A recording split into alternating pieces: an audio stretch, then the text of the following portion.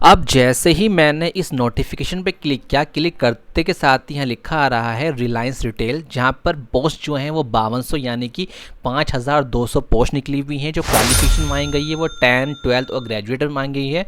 जो selection procedure होगा वो केवल और केवल इंटरव्यू और डॉक्यूमेंट वेरिफिकेशन के आधार पर होगा। कोई एग्ज़ाम नहीं होगा, ना ही कोई चार्ज होगा। जो ऑनलाइन डेट है अप्लाई करने की 27 अप्रैल 2024 की है। जो लास्ट डेट है अप्लाई करने की वो 8 जून 2024 है। अब बिना किसी टाइम वेस्ट किए देखते हैं कितनी पोस्ट कौन सी ऑर्गेनाइजेशन के अंदर निकली है, कैसे अप्लाई करना है। चलिए शुरू करते हैं बिना टाइम वेस्ट किए। हेलो दोस्तों, आज मैं आपको जो नोटिफिकेशंस के बारे में बताने जा रहा हूं वो हमारे मोटा भाई की तरफ से आ रही है, यानी कि धीरू भाई अंबानी। धीरू भाई अंबानी को सभी लोग जानते हैं, जिन्होंने रिलायंस इंडस्ट्री की स्थापना की थी। आज उन्हीं की वजह से उनका परिवार और बहुत सारे लोगों को रोज़गार दिया जा रहा है। तो ये जो वैकेंसी हैं 5200 जो मैंने आपको बताई हैं, ये कहाँ निकल के आ रही हैं, कैसा प्रोसीजर होगा, क्या आपको अप्लाई करना है, क्या क्या उसमें एलिजिबिलिटी मांगी गई है, वो आज हम इस वीडियो में स्टेप बाय स्टेप करेंगे। क्योंकि हर कोई जॉब के बारे में बता देता है, बट वो ये नहीं बताता कि वीडियो जॉब के अंदर हम अप्लाई कैसे कर सकते हैं। जब भी हम कोई जॉब के बारे में बताएंगे तो हमारी ये रिस्पॉन्सिबिलिटीज़ है कि आपको उसके अंदर जो स्टेप बाय स्टेप है, कैसे उसमें अप्लाई करना है, कैसे उसमें सिलेक्शन होगा और सिलेक्शन के दौरान आपको किन किन स्टेजेस से होकर गुजरना होगा। ठीक है, जो चैनल में पहली बार आए चैनल को लाइक करें, सब्सक्राइब करें, नोटिफिकेशन ऑन करें, ताकि जब भी मैं ऐसी जॉब रिलेटेड वीडियो लेके आऊँ सबसे पहले नोटिफिकेशन आपके पास जाए और आप अपना जॉब करने का सपने को पूरा कर सकें। तो बिना वेस्टिंग ऑफ टाइम के चलिए शुरू करते हैं। जैसे ही आप इस लिंक पर क्लिक करेंगे आपके सामने इस तरीके का नोटिफिकेशन खुल के आ जाएगा। देख सकते हैं कि मैं रिलायंस की ऑफिशियल वेबसाइट पर हूं। तो जैसे ही आप थोड़ा नीचे करेंगे, यहाँ पर धीरू भाई अंबानी के बारे में एक बहुत अच्छा बात लिखी गई है जो आप पढ़ सकते हैं। Give the youth a proper environment, motivate them, extend them the support they need and each of them has infinite source of energy they will deliver. तो इन्होंने ये बहुत ही हंसते हंसते एक बहुत बड़ी बात कही है धीरू भाई अंबानी जी ने। और आप देख सकते हैं इनके नीचे जो भी इनके ब्रांड हैं जो अब चल रहे हैं, रिलायंस फ्रेश, रिलायंस स्मार्ट, ये सभी इन्हीं के ब्रांड हैं जो आज इंडिया के अंदर बहुत ही अच्छी ग्रोथ कर रहे हैं, बहुत अच्छा एक ब्रांड बन चुका है। तो यहाँ पर जो वैकेंसी निकल के आ चुकी है वो आप देख सकते हैं, लाइक ये रही कैशियर उदयपुर राजस्थान ट्रेनिंग। यहाँ मतलब जो पोस्ट है उसके नेम के साथ साथ उसकी जो लोकेशंस है वो भी नीचे की तरफ आपको लिखी हुई दिखाई देगी। तो जो भी आपकी लोकेशंस के आधार पर है वो आप देख सकते हैं।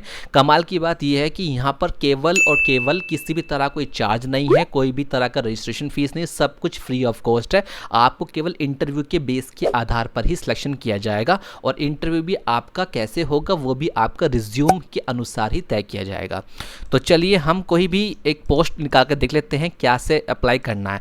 सबसे पहले मैं आपको बता दूं कि आज हम इस वीडियो में बात करने वाले हैं कैसे जॉब के लिए अप्लाई करना है, कौन सी जॉब के अकॉर्डिंग आपको लोकेशंस अपनी बतानी है, और तीसरी बात यह है जब आप अप्लाई करेंगे आपको किन किन स्टेज से हो गुजरना पड़ेगा, और लास्ट में आपको कोई भी इंटरव्यू किस तरीके से क्रैक करके इंटरव्यू के अंदर जॉब को हासिल करना है, वो हम सारी बातें इस वीडियो के अंदर करेंगे। तो बिल्कुल वीडियो को स्किप मत कीजिएगा वरना आपको कुछ भी समझ में नहीं आएगा।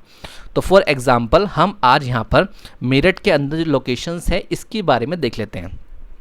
तो जैसे ही मैंने इस पर क्लिक किया, यहाँ पर लिखा कि आ चुका है ये पोस्ट जो निकली है 3 मई यानी कि 3 मई को निकली थी ये पोस्ट। ठीक है, और रिलायंस ज्वेलर्स के अंदर है, जो लोकेशन है वो मेरठ के अंदर है। जॉब रिस्पॉन्सिबिलिटीज़ जो है वो ये रहेंगी, आपकी कस्टमर सर्विस को ग्रीट करना है, रिसीविंग और स्टॉक अरेंज। ठीक है, तो ये सब आपको क्या है वो जब ट्रेनिंग दी जाएगी, जब आपको समझा दी जाएगा, उसके बाद आपको जो मेन चीज़ देखने की वो है यहाँ पे फ्रेशर, कि एज अ फ्रेशर आपको यहाँ पर अप्लाई कर सकते हैं। ये नहीं कि अगर आपको एक्सपीरियंस नहीं है तो आप अप्लाई नहीं कर सकते। यहाँ पर मोस्टली जॉब जो है वो फ्रेशर्स के लिए ही है। ठीक है, तो ये तो मैंने आपको बता दिया एक तरह से इसका नोटिफिकेशन। अब अप्लाई कैसे करना है, तो नीचे की तरफ आप बटन देख रहे हैं अप्लाई नाउ, इस पर आपको क्लिक करना है। क्लिक करते ही आपसे दो बात पूछेगा, आप एग्जिस्टिंग यूज़र हैं या न्यू यूज़र्स हैं। तो ऑब्वियसली बात, आप फर्स्ट टाइम अप्लाई करें तो आप न्यू यूज़र पे क्लिक कीजिएगा। तो न्यू यूज़र पे क्लिक करते के साथ ही ये अब हमारा पेज खोल देगा एक। तो आपको यहाँ पर जैसे आप न्यू यूज़र पे क्लिक करेंगे तो आपको यहाँ पे 4 स्टेज दिखाई देंगे, login informations, personal informations, education detail, work experience and other detail. तो आपको इन 5 स्टेज से होकर ही गुजरना होगा। सबसे पहले आता है यूज़र आईडी। अब बहुत सारे जो कैंडिडेट हैं उनके दिमाग में क्वेश्चन आएगा यूज़र आईडी में हम क्या फिल कर सकते हैं, क्योंकि बहुत से लोग जॉब बता देते हैं बट फॉर्म भरना किस तरीके से करना वो नहीं बताते। तो आज हम सीखेंगे कैसे स्टेप बाय स्टेप आपको फॉर्म भरना है। यूज़र आईडी के अंदर आपको सबसे पहले कोई ऐसा स्पेशल कैरेक्टर डालना है जिससे कि आपकी यूज़र आईडी बन सकती है, लाइक @। तो हम लोग यहाँ पे चलिए भर के दिखाते हैं आपको। तो आप यहाँ पे कर सकते हैं लाइक @ क्लिक किया आपने यहाँ पर, लाइक @ एंड अयान खान, ठीक है। तो यहाँ पे आपको एक काम और करना होगा, जब भी आप @ डालेंगे तो आपको पहला जो कैरेक्टर है वो कैपिटल ही लिखना है। ये एक रिक्वायरमेंट होती है यूज़र आईडी के अंदर, ठीक है। देन आपको यहाँ पर ईमेल आईडी फिल करनी है, देन आपको यहाँ पर अपना पासवर्ड फिल करना और लास्ट में कंफर्म पासवर्ड। ये बेसिक चीज़ें ये आप यहाँ से भर लीजिएगा। अब चलते हैं, अगला स्टेप है हमारा पर्सनल इन्फॉर्मेशन के ऊपर। यहाँ पर आप क्या करना है, फर्स्ट नेम डालना है, आपका लास्ट नेम डालना है, आपका डेट ऑफ बर्थ डालना है, जो आपका जेंडर है वो डालना है। फिर इधर की तरफ नेशनैलिटी आपकी क्या है वो आप यहाँ फिल कर दीजिएगा, इंडियन, ठीक है। और देन उसके बाद आपकी जो स्टेट है आप यहाँ से फिल कर दीजिएगा, जो भी आपकी स्टेट है, सिटी, मोबाइल नंबर, और साथ में एक ऐसा नंबर डालना है जो आपके पास ही रहता है। कई बार ऐसा होता है कि मोबाइल नंबर हम डालते हैं या उस पर कॉल आती है या फिर कोई HR कॉल करता है तो कॉल नहीं लग पाती, तो आपको साथ में ऑल्टरनेट नंबर देना ताकि वो नंबर अगर नहीं लगता दूसरे नंबर से आपसे बात हो सकती है, ठीक है। देना दोनों ऐसे नंबर जो आपके पास हो या आपके टच में हो। तो ये आपकी पर्सनल इन्फॉर्मेशन पूरी हो जाएगी। लास्ट में चलते हैं एजुकेशन डिटेल। अब यहाँ पर आपको एजुकेशन लेवल भरना है, जैसे कि आपने क्या कर रखा, हाई स्कूल, इंटरमीडिएट या ग्रेजुएशन, आप वो फिल कर दीजिएगा। इस्टेब्लिश किस में आपने किया था, इंजीनियरिंग से किया था, मैनेजमेंट से किया था, इंस्टीट्यूट से किया था, या नॉन मैट्रिक से किया था, या जो भी आपने यहाँ से एजुकेशन की है वो यहाँ पर आप कर सकते हैं। देन उसके बाद आपने जो कोर्स किया वो कौन सा किया था वो आपको कोर्स फिल करना है। यहाँ आपको इंस्टीट्यूट करना है, जो भी आपका इंस्टीट्यूट था वो आपको यहाँ फिल करना है। और लास्ट में आपका है पासिंग डेट, आपने कौन सी डेट के अंदर अपनी जो क्वालिफिकेशन उसको पास किया था, लाइक जनवरी में, फरवरी में। तो आप यहाँ से वो कैलेंडर चूज़ करके यहाँ पे भर सकते हैं कि मैंने इस तारीख को और इतने सन में ये कंप्लीट कर लिया था, ठीक है। तो आपने क्या किया, पर्सनल इन्फॉर्मेशन पूरा कर लिया, एजुकेशन आपका पूरा हो गया। अब नेक्स्ट स्टेप हमारा आता है वर्क एक्सपीरियंस। एक्सपीरियंस में ऑब्वियसली बात है, अगर आप फ्रेशर तो आप फ्रेशर डाल के अप्लाई कर सकते हैं, जस्ट आपको फ्रेशर डालना है और ये सब चीज़ें ऑटोमेटिक क्या हो जाएंगी, हाइड हो जाएंगी कि आपने यहाँ पे फ्रेश डाल दिया। अगर आप एक्सपीरियंस डालेंगे तो ये सब चीज़ें ओपन हो जाएंगी कि आपने कहाँ से एक्सपीरियंस लिया है, कौन से ऑर्गेनाइजेशन में आपने काम किया है। तो डरने की बात नहीं है, अगर आपने ईमानदारी से कहीं पर काम किया है तो आप ईजिली इसको भर लेंगे। अदरवाइज आपने कहीं भी काम नहीं किया, आप एज अ फ्रेशर हैं तो आप यहाँ पर सिर्फ फ्रेशर क्लिक कीजिएगा और देन उसके बाद आगे बढ़ जाइए। लास्ट में आता है आपका अदर डिटेल। अदर डिटेल में आता है आपका बिलिंग और आपका आता है CV, ठीक है। तो रिलोकेट मतलब ये तो नो रहने दीजिएगा। अदरवाइज यहाँ पर आता है रिज्यूम। रिज्यूम आपको यहाँ पर अपलोड करना है। अब सबसे मेन बात क्या आती है रिज्यूम भरने की। रिज्यूम के लिए मैंने एक अलग से डेडिकेटेड वीडियो बनाई है, मैं उसका जो लिंक है और उसकी जो वीडियो है वो मैं साइड में डाल दूंगा, आप उस वीडियो को देख लीजिएगा। वो बिल्कुल डिटेल में समझा रखा है कि रिज्यूम के अंदर हम ऐसी कौन कौन सी गलती करते हैं जिसकी वजह से हमारा सिलेक्शन नहीं हो पाता। तो आप वो रिज्यूम वहाँ से देख करके वीडियो को तब यहाँ पर रिज्यूम के लिए अप्लाई करना, ठीक है। ये तो हो गया हमारा यहाँ तक की सारी बातें। तो ये मैंने आपको जो बात बताई है बहुत ही बेसिक बात है, कोई भी बता सकता था, बट मैंने आपको पूरा स्टेप बाय स्टेप समझाया है, क्योंकि लोग क्या करते हैं सिर्फ बताया कि ये जॉब निकल ली है भर लीजिएगा। मैंने आपको स्टेप बाय स्टेप सिखाया। यहाँ तक तो हो गया हमारी सिर्फ भरने की बात। अभी हमारा यहाँ काम खत्म नहीं हुआ, ना अभी आपकी जॉब लगी है। अब आता है मेन मुद्दा।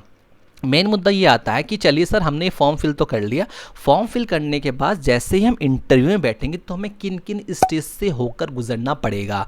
अब आपके माइंड में क्वेश्चन आ रहा होगा सर चलिए ठीक है हमने फॉर्म फिल कर दिया, अब इंटरव्यू में पहुंचेंगे तो वहाँ पे हमारा जो क्वेश्चंस पुट जाएंगे वो पर क्या बात होगी, हम कैसे वहाँ चीज़ों को फेस करेंगे। तो उसका भी आज सॉल्यूशन मैं निकाल देता हूँ आपके लिए। तो जैसे ही आप वहाँ पहुँचेंगे तो आपके सामने एक सेल्फ इंट्रोडक्शन का ऑप्शन आता है। जैसे आप कहीं भी कंपनी में जाते हो आपसे पूछेंगे tell me about yourself, या अपने बारे में कुछ बताइए।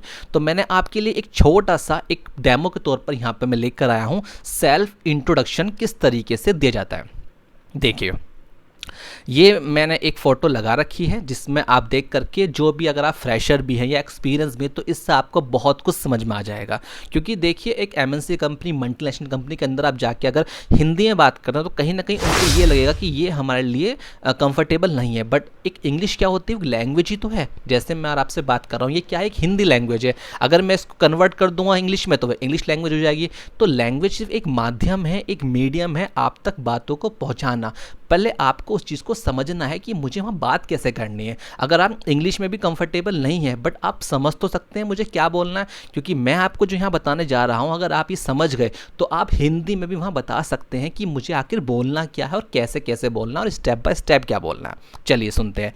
तो सेल्फ इंट्रोडक्शन क्या है, सबसे पहले आपको बोलना है, अगर आपसे कोई पूछता है कि tell me about yourself, तो आपको आंसर देना, thank you for allowing me to introduce myself. सबसे पहले my name is, my name is, आपका नाम Rohan Sohan, I am from this locations, I have completed the qualifications from college university and I secure CGPA marks. यहाँ तक आपने किस चीज़ की बात करी, सिर्फ पढ़ाई की। उसके बाद I scored on CGPA in 12th standard and CGPA in 10th standard. यहाँ पर आपने 12th और 10th की बात करी कि आपको इतने इतने यहाँ पर सिक्योर नंबर मिले हैं, ठीक है। उसके बाद माई टेक्निकल स्किल्स इंक्लूड, जो भी आपके अंदर स्किल्स है, जो भी आप जानते हैं, like computer operator, typing, data entry, जो भी आपको आता है यहाँ पे इंक्लूड कर दीजिए। I am familiar with dash another skill, जो भी आपकी फैमिलियर स्किल है, जो भी आप करते हो, रीडिंग बुक्स करना या फिर घूमने जाना, वो आप यहाँ इंक्लूड कर सकते हैं। I have use my skill to build multiple project that include user and project. अगर आपने इससे पहले कोई मल्टीनेशनल कंपनी में काम किया है तो आप ये लाइन इंक्लूड कर सकते हैं, ठीक है।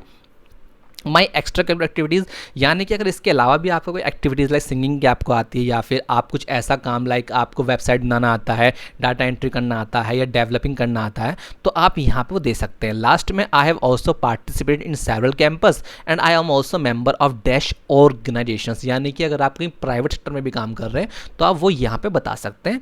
एंड लास्ट में I see myself as a focused person always working towards my goal effectively and I am team player and very optimistic in difficult times. तो ये एक बेसिक इंट्रोडक्शन मैंने आपके सामने लिखा है, जहां पर आप अगर फ्रेशर हैं तो भी आप इसको अप्लाई कर सकते हैं, और अगर आप यहां पे एक्सपीरियंस्ड हैं तो भी आपके ये काम ज़रूर आएगा। तो ये तो हो गई पहली चीज़ जो आपको इंटरव्यू के फर्स्ट टाइम पर ही पूछी जाएगी, tell me about yourself, ये अपने बारे में कुछ बताइए। अभी यहाँ तक बात पूरी नहीं हुई है, और फाइनल क्वेश्चन आपके सामने आएगा जो ये तय करेगा इंटरव्यू टाइम के अंदर कि आपका सिलेक्शन होगा या नहीं होगा। ये तो बच्चा भी बता देगा कि इंट्रोडक्शन क्या होता है। तो उसके लिए क्या करना होगा आपको, सबसे पहले मैं आपको समझाता हूँ क्या बात है। फॉर एग्जांपल आपने यहाँ बात कर ली एज अ कैशियर की, जैसे यहाँ पे उदयपुर राजस्थान के अंदर एक कैशियर पोस्ट है, ठीक है। हमने यहाँ डिटेल्स फिल किया और हमने यहाँ देखा कि कैशियर पोस्ट के लिए बात की गई है। अब जब भी आप इंटरव्यू में जाएंगे तो इंटरव्यूअर क्या पूछेगा आपसे कि जो कैशियर पोस्ट है उसकी रिस्पॉन्सिबिलिटीज़ क्या होती है। आपको पता है कैशियर मतलब क्या होता है, जो पैसे गिनता है या पैसों का लेन देन करता है उसे कैशियर बोलते हैं।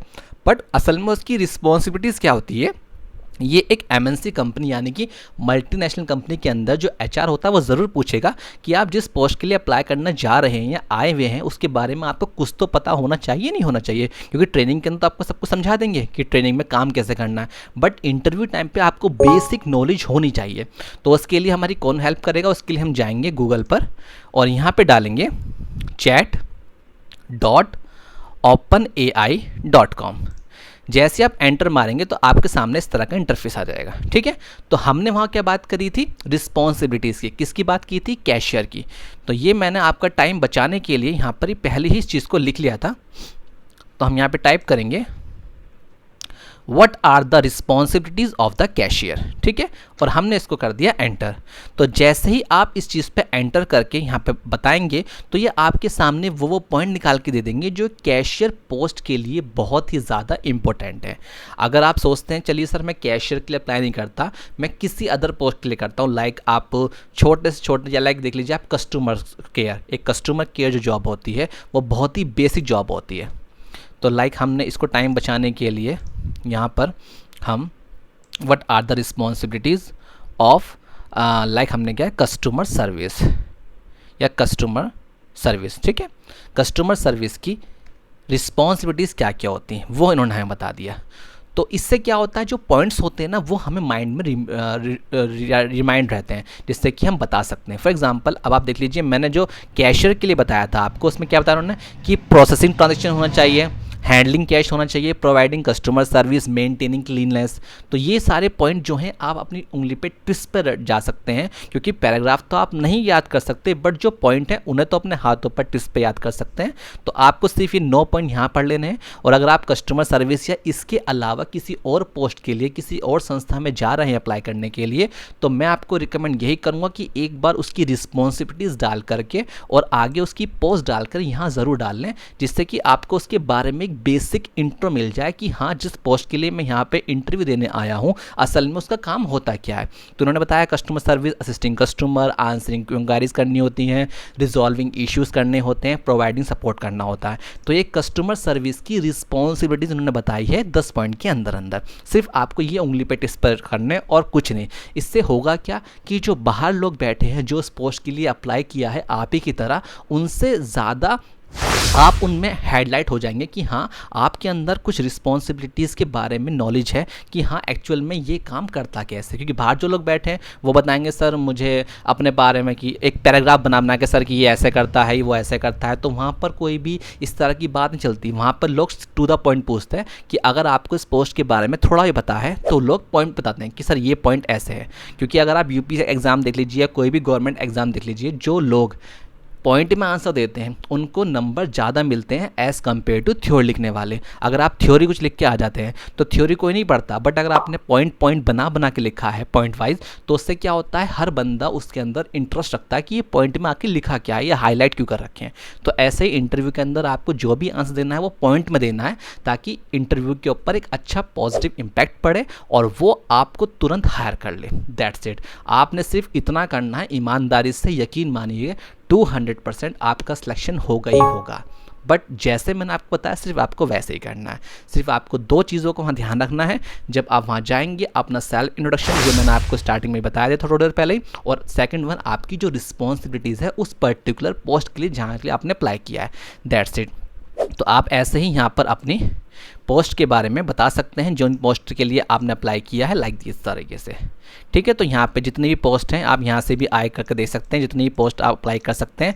यहाँ पे आप पोस्ट वाइज जो भी आपकी लोकेशंस है उसके अकॉर्डिंग यहाँ अप्लाई करके देख लीजिएगा। हर पोस्ट के लिए अप्लाई करने का तरीका जो मैंने आपको बताया वो बिल्कुल सेम रहेगा, ऐसे ही आपको अप्लाई करना है। तो आई होप आप लोग समझ गए कैसे यहाँ पे काम करना है, कैसे यहाँ अप्लाई करना है। तो जो लोग चैनल है पहली बार, चैनल को लाइक करें, सब्सक्राइब करें, नोटिफिकेशंस को ऑन करें, ताकि जब भी मैं ऐसी जॉब रिलेटेड वीडियो लेकर आऊँ सबसे पहले नोटिफिकेशन आपके पास जाए और आप जॉब करके अपना सपना पूरा कर सकें। Thank you so much.